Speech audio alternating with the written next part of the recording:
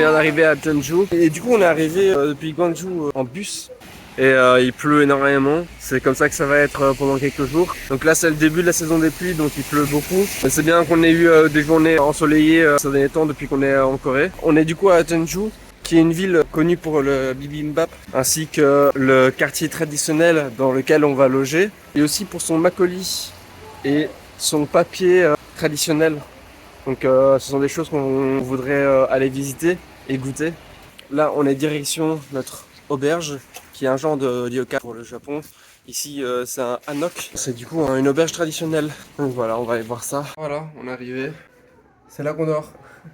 À même le sol. Ça ressemble un peu à ce qu'on peut retrouver en ryokan. C'est pas un hôtel ryokan, c'est juste l'auberge ryokan. Et du coup, notre matelas à même le sol, dans le quartier traditionnel, à côté de tous les trucs un peu sympathiques. Et ce soir, il y a un marché de nuit, donc on va évidemment y aller.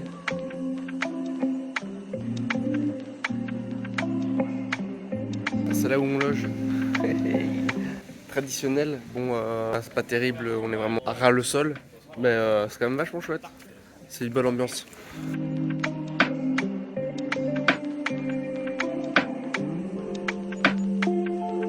Dans le quartier traditionnel, ils aiment bien se déplacer en voiturette de golf. Et en voiturette de golf avec des néons, évidemment.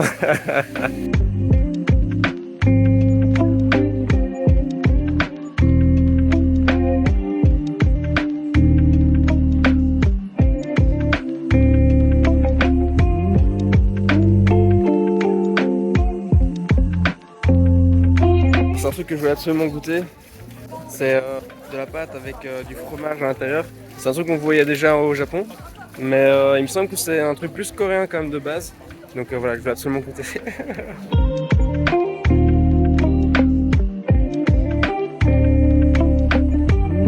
Et ben c'est très bon. La pâte est sucrée et le fromage est bien fondant. C'est un peu genre une petite gaufre au fromage. Oui, la pâte ressemble très fort à de la pâte à galette, mais à la mozzarella. Voilà, c'est très bon.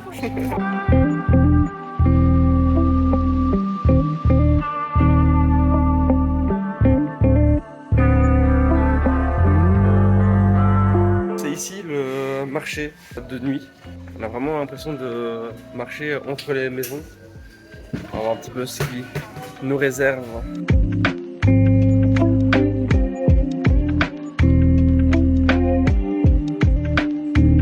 Ce n'est pas des makis, ce sont des gimbap.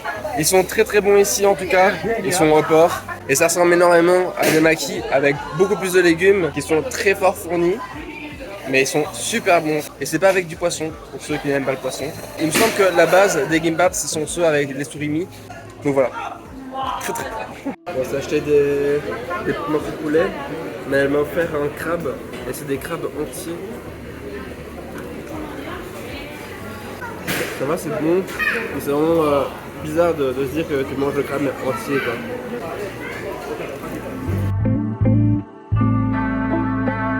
Et bah c'était très bon. Et pour ceux qui se demandent que goûte un crabe entier, frit, et ben ça goûte la crevette, mais une crevette pas très bien épluchée. Je suis content d'en avoir eu juste un.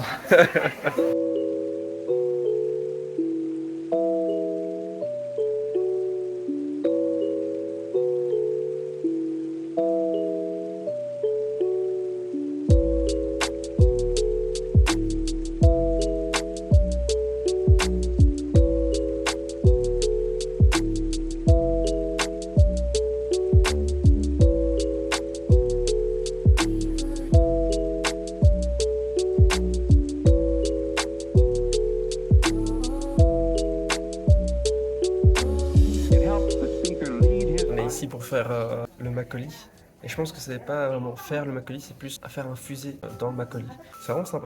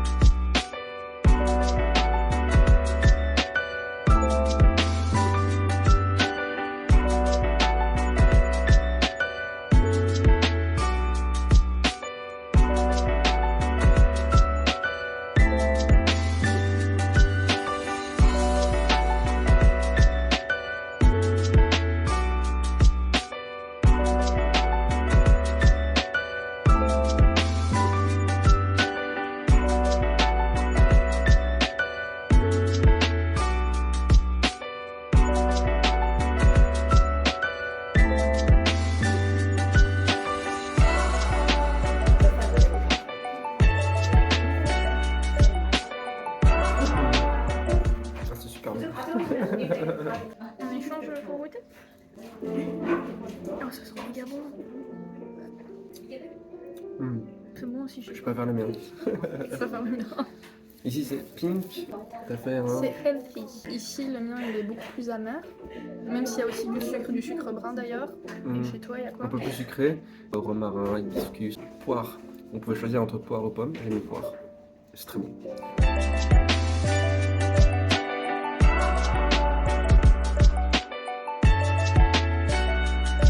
On vient de terminer du coup l'activité. Infusion, arrangement du makgeolli. Faut que ça soit au goût qu'on veut. Il faut savoir que le makgeolli, c'est du coup une base de riz. Très souvent arrangé avec un goût. On en trouve beaucoup avec raisin ou banane, ce genre de choses. C'est ce qu'on trouve vraiment au supermarché, ça. Ouais, voilà. Donc ça se fait énormément d'arranger son makgeolli. Tout comme on peut trouver du rhum arrangé pour ceux qui ont la ref. Et du coup, c'était une très chouette activité. Franchement, je recommande, c'est très sympa. Et puis on repart avec une bouteille qu'on va clairement finir ce soir. Et vu que c'est à base de riz, le goût change assez rapidement et devient assez mauvais. Donc il faut le boire assez rapidement. Et vu que... Ouais. On va clairement le boire soit ce soir, soit demain, mais on va pas tarder. Vu que j'ai très envie de makgeolli, ce sera peut-être ce soir. La bouffe coréenne en général, c'est bon. Mais il y a des fois où il faut des trucs chelous. Et là, des cornflakes dans la salade. Si t'hésites entre une petite salade pour le petit déjeuner ou un bol de céréales, bah voilà, tu veux faire la combinaison des deux, quoi. Bon, si ça se trouve c'est bon, hein, mais c'est quand même particulier.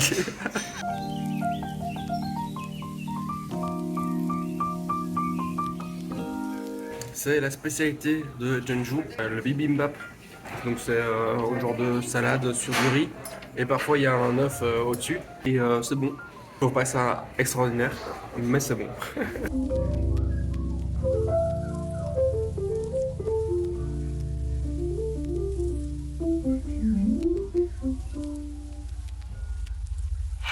On avait vu sur internet, je vois le truc qui bouge, c'est trop. On a vu sur Map qu'il y avait moyen de faire un café avec un foot bath.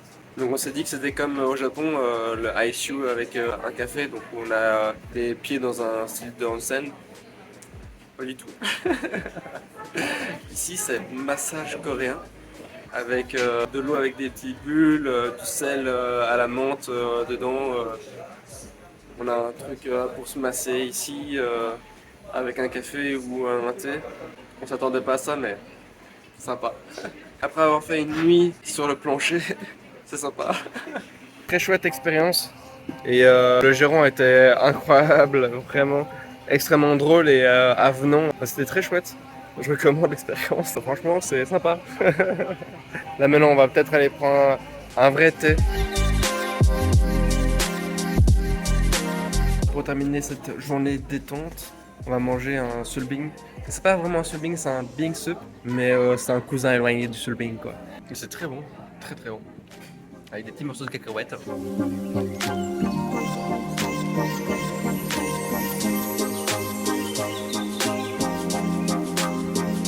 On est au temple Gyeongginjeon. Et donc là, on est parti pour se balader là-dedans. C'est assez grand en fait, hein, quand même. Dans l'ensemble, c'est des couleurs un peu différentes de ce qu'on trouvait au Japon. Là, c'est beaucoup plus vert, un peu de bleu, de l'orange. Alors qu'au Japon, c'était beaucoup plus rouge. Des couleurs peut-être un peu plus sombres. Et ici, il y a beaucoup plus de peinture. Au Japon, c'était plus soit des gravures dans du métal, soit le bois laissé nu. Ou que ça avait passé avec les anciens. Ici, il y a beaucoup plus de peinture. Les boiseries sont décorées. Ouais. Très joli.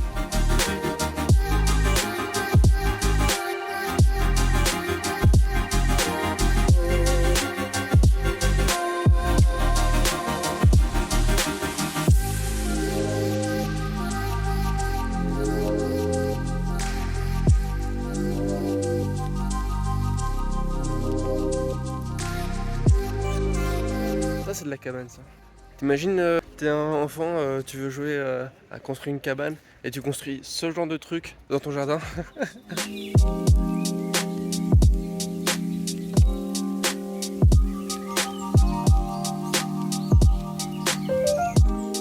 donc au final, cette cabane, c'était là où était entreposée la compilation des règnes des rois, donc leurs morts, quand ils sont montés sur le trône, ce sont autre chose.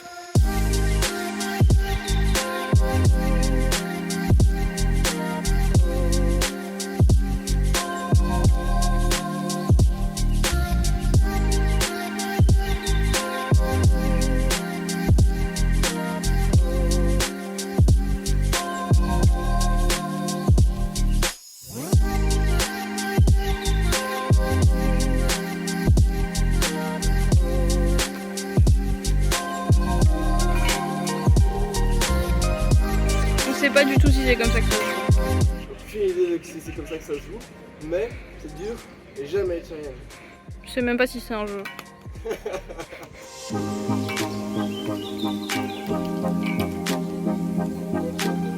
Sinon tu lances, on cut et puis on fait genre un plan sur l'autre mur. Ouais. Waouh, bravo. On a même pas eu besoin de tricher. Il veut plus arrêter de lancer les machins dedans. Et il arrête pas de rater, donc je crois qu'on va passer la nuit ici. Envoyez de l'aide s'il vous plaît. Arrête de filmer, ça va prendre trop de temps à monter. On quitte Jeonju pour aller à Daegu. On a 3 heures de bus, mais ça va, ils sont confortables. Enfin, maintenant j'espère que si je dis ça, il sera quand même confortable. Ça peut pas être pire que là où on a dormi. On a dormi 2 nuits sur du sol, donc on a un peu mal au dos maintenant. Donc voilà, on quitte ce lieu traditionnel pour aller dans un lieu qui est un peu plus étudiantin, plus animé.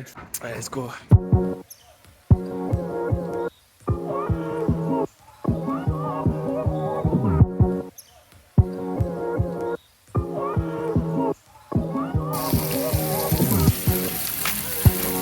Après un bon petit barbecue, on se dirige un petit peu dans la ville de Daegu pour visiter un petit peu de nuit, se balader et aller boire un verre, prendre un dessert surtout.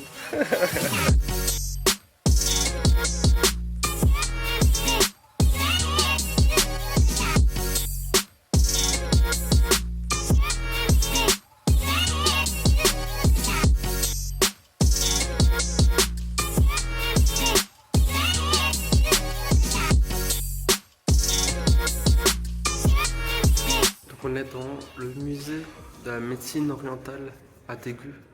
Ça va être un peu intéressant quand même, c'est chouette.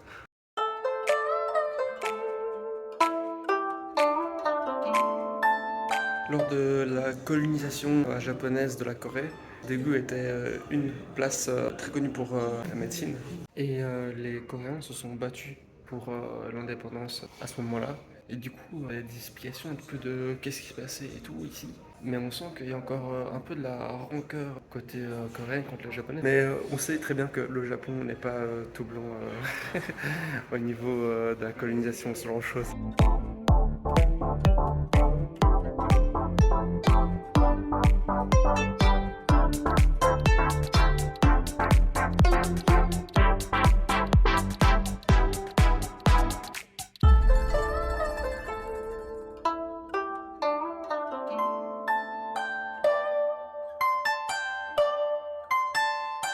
Mes chers concitoyens, nous sommes réunis aujourd'hui parce que c'est chouette.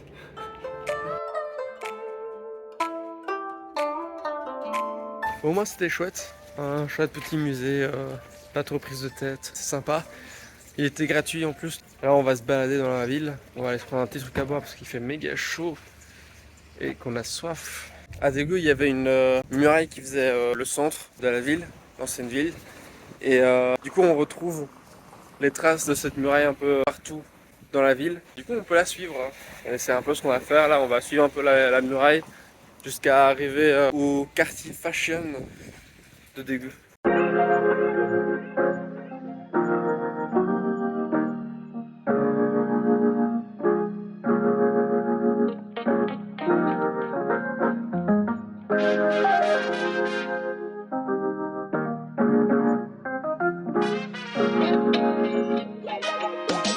En Corée, il y a vraiment énormément de Starbucks, mais ils ont toujours une déco de fou furieux, genre un peu à l'ancienne et tout, c'est super joli.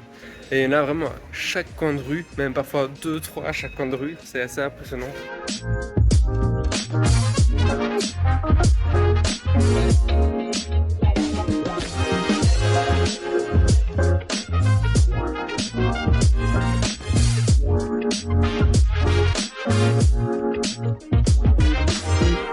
on est parti de Daegu, on va au temple Haeinsa qui permet de rester dormir là. Donc voilà, on va rester dormir avec des moines dans le temple et on va vivre comme eux pendant 24 heures. De dos à 21 heures, lever à 4 heures, prière, méditation, on mange avec eux. Je sais pas si je vais pouvoir filmer, aucune idée, on verra bien. Un petit débrief à la fin, de toute façon. En tout cas, pour monter jusqu'ici, on a pris le bus qui a fait des zigzags dans toute la montagne. Il y a des ruisseaux, des rochers, des ponts suspendus, hyper jolis. Vraiment, Et en fait, le temple est dans un parc national, donc c'est très beau et c'est très vert et on aime bien. ça va être trop bien.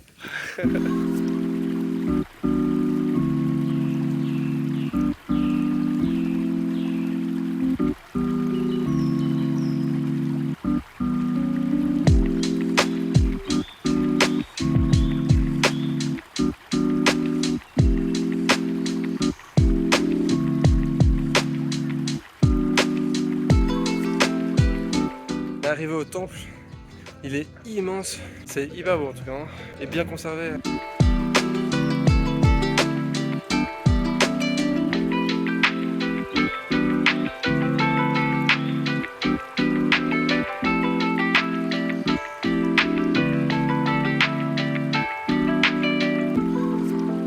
On vient de terminer de manger avec le moine, c'était très chouette. On a eu droit à un tour de l'ensemble des temples et il y a du coup un rituel du soir dans une vingtaine de minutes. Donc on va se diriger là-bas. En tout cas c'est très chouette. Et on n'est pas les seuls à rester la nuit. J'ai l'impression que c'est des étudiants aussi, qu'il y a des étudiants qui viennent ici pour genre leur examen, étudier ici pour avoir l'ambiance calme.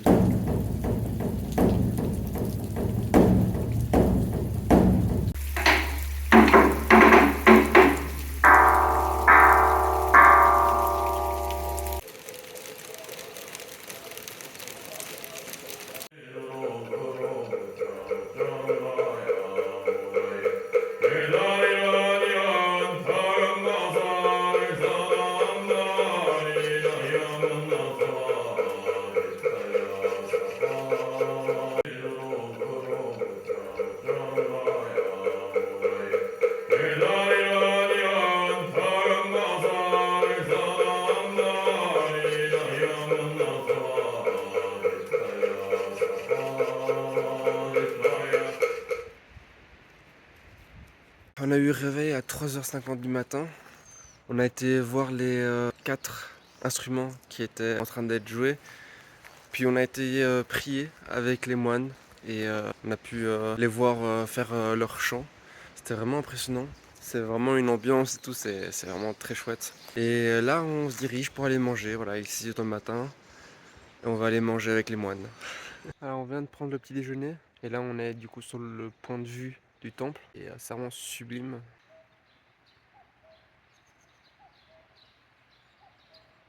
Bon bah voilà, on quitte le temple. C'était une très chouette expérience, vraiment incroyable. Je pense que pour l'instant c'est la meilleure expérience qu'on ait fait en Corée. Évidemment j'ai pas filmé les moments où on priait avec les moines, ce genre de choses, parce qu'ils demandaient à ce qu'on dérange pas les moines.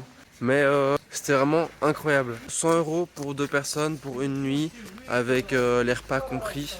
140 000 won si vous voulez la précision. Voilà. Vu que les repas sont compris, je trouve que c'est pas mal. Et franchement on est bien mis, on a déjà été dans des logements Ouais, pires que ça c'est vrai. Du coup, le bouddhisme, on mange pas de viande et donc les repas sont 100% vegan. Franchement, c'était pas mal, c'était très bon même. Mais on a très peu de temps pour manger, c'est vraiment en 15 minutes. On était les premiers au départ, les derniers à l'arrivée et je sais pas comment ils faisaient pour manger aussi vite. Donc voilà, très chouette endroit. Je recommande si vous passez par là ou même si vous passez pas expressément par là. Je vous le conseille. Le programme Temple City, c'est un truc qu'il y a dans toute la Corée et il y a plusieurs temples. Nous, on a choisi celui-ci parce qu'il se mettait bien dans notre itinéraire, mais il y a plein de temples qui font ça, donc ça vaut toujours le coup d'aller jeter un œil sur leur site pour voir lequel est le plus proche de votre itinéraire ou qui vous intéresse le plus, parce qu'ils proposent pas tous la même chose.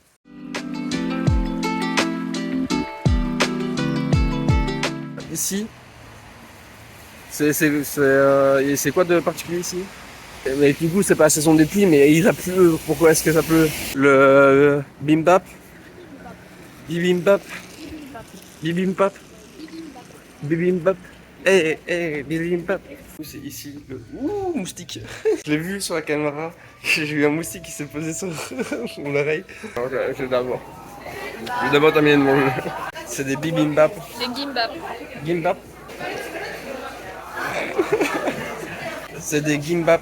C'est la spécialité d'ici. Mais non. Et très très bon. C'est vrai que ça ressemble très fort à des maquis. Oh, il s'est effondré. Énormément de légumes. Ça va, je peux. Maquis avec énormément. Cette vidéo est beaucoup trop longue pour ça. Alors il y a la coquille et tout. Ouais, les coquilles et tout. Eh ben. C'est très. Ouais, par contre, il y a la musique.